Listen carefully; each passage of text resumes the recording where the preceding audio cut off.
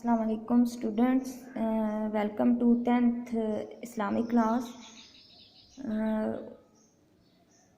آج ہم سورہ احزاب کا رکوع نمبر 1 جو ہم نے ریڈنگ سٹارٹ کی ہوئی تھی، اس کی 1 تا 8 آیات تھیں، 5 ہم نے ریڈنگ کر لی تھی۔ آج ہم آیت نمبر 6 سے ریڈنگ سٹارٹ کرتے ہیں۔ بک اوپن کریں، پیج نمبر ہے 27، اردس و رابع الف۔ تو آیت نمبر 6 ہمارے پاس، ریڈنگ سٹارٹ کرتے ہیں۔ بسم اللہ الرحمن الرحیم۔ النبی اولا بالمؤمنین من انفسہم، النبی پیغمبر، اولا مقدم ہیں، بڑھ کر ہیں، بالمؤمنین مومنوں پر، من انفسہم ان کی جانوں سے زیادہ۔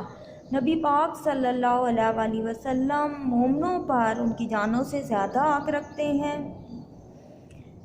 اب آپ صلی اللہ علیہ وسلم حق کیسے رکھتے ہیں کہ آپ صلی اللہ علیہ وسلم بہت مہربان شفقت والی ہستی ہیں اپنی امت کے لیے، یعنی وہ چیز جو مسلمانوں کو گراں گزرتی ہے، تکلیف دیتی ہے، وہ آپ صلی اللہ علیہ وآلہ وسلم اسے ناپسند کرتے ہیں۔ یعنی پوری کائنات میں جو وہ واحد ہستی آپ صلی اللہ علیہ وسلم کی ہے جو اپنی امت پر بہت حد زیادہ مہربان ہے۔ وازواجہ، اور ان کی بیویاں، امہاتہم ان کی مائیں ہیں، اور ان کی بیویاں ان کی مائیں ہیں، یعنی نبی پاک صلی اللہ علیہ وآلہ وسلم کی بیویاں امت مسلمہ کی مائیں ہیں۔ کیسے؟ جس طرح ایک عام انسان کی ماں جو ہوتی ہے وہ عزت و احترام کے حقدار ہے، اسی طرح آپ صلی اللہ علیہ وسلم کی بیویاں بھی اتنی ہی عزت و احترام کے لحاظ سے مقدم بڑھ کر ہیں، یعنی انہیں بھی اتنی عزت و احترام دینی چاہیے جتنی کہ آپ صلی اللہ علیہ وسلم انسان اپنی ماں کو عزت و احترام دیتا ہے۔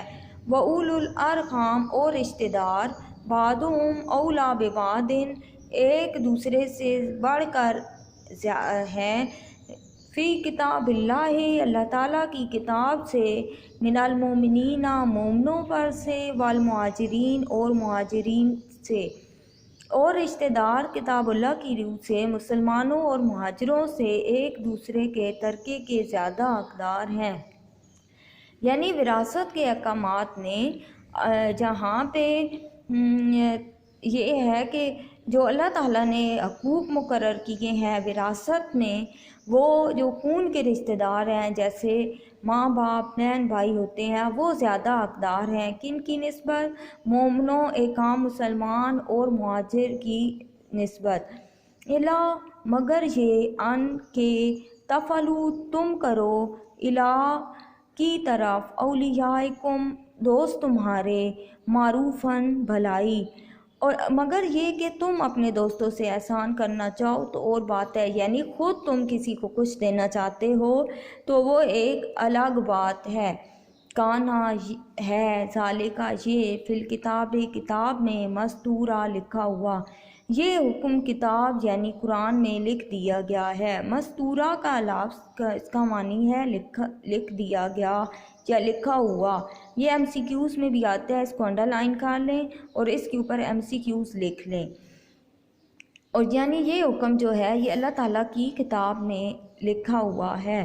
نیکسٹ پیج پہ آئیں، اگلی آیت ہے ہمارے پاس، وَإِذْ، اور جب، آخذنا ہم نے لیا، من النبیین پیغمبروں سے، میثاقہم عہد لیا، ومنک اور تم سے، ومن نوح اور نوح سے، وابراہیم ابراہیم سے، وعیسیٰ اور عیسیٰ سے، وموسیٰ اور موسیٰ سے، وعیسیٰ ابن مریم اور مریم کے بیٹے عیسیٰ سے، وآخذنا اور ہم نے عہد لیا، منہم ان سے، غلیظاً میثاقاً عہد، غلیظا پکا۔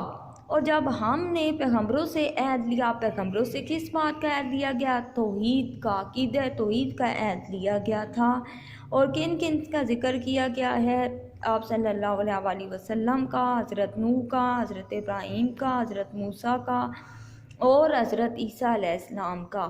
تو یہ کوسچن شارٹ کوسچن میں بھی آتا ہے کہ سورہ احزاب کی ابتدا میں جن پیغمبروں سے عہد لیا گیا ان کے دو کے نام لکھیں یا ان کے نام تحریر کریں تو کتنے کا عہد لیا گیا؟ 5 سے لیا گیا۔ اور وہ 5 کون کون سے ہیں؟ آپ صلی اللہ علیہ وآلہ وسلم، حضرت نوح، حضرت ابراہیم، حضرت موسیٰ اور حضرت عیسیٰ سے، تاکہ سچ کہنے والوں سے ان کی سچائی کے بارے میں نیکسٹ دیکھیں، لِجَسَلَ الصَّادِقِینَ، تاکہ سوال کرے سچوں سے، عن صدقہم، ان کی سچائی کے بارے میں، وَأَعَدَّ، اور تیار ہے، لِلْکَافِرِینَ، کافروں کے لیے، عذابًا علیما، دکھ دینے والا عذاب۔ اور تاکہ سچوں سے ان کی سچائی کے بارے میں دریافت کر سکے، یعنی سچ کا بیان ہو، عام ہو سکے، وَأَعَدَّ لِلْکَافِرِینَ عَذَابًا عَلِیمًا، اور اس نے یعنی اللہ تعالیٰ نے کافروں کے لیے تکلیف دہ عذاب تیار کر رکھا ہے۔ آگے ہمارے پاس الفاظ معنی ہے، یہ آپ نے سارے تیار کرنے ہیں۔ پھر تمرین پہ آ جائیں تو یہاں پہ ہمارے پاس سوال نمبر 1 ہے، اپنی نوٹ بکس اوپن کریں، پیج ریڈی کریں، ڈیٹ ڈے لگائیں، اوپر لکھیں احداث رابع الف سورہ احزاب، سوالوں کے جوابات۔ سوال نمبر 1 لکھیں، سبق کی ابتدا میں رسول کریم صلی اللہ علیہ وآلہ وسلم کو کن باتوں کی تلقین کی گئی ہے؟ سبق کی ابتدا میں جواب ہے اس کا، نبی پاک صلی اللہ علیہ وآلہ وسلم کو درج باتوں کی تلقین کی گئی ہے۔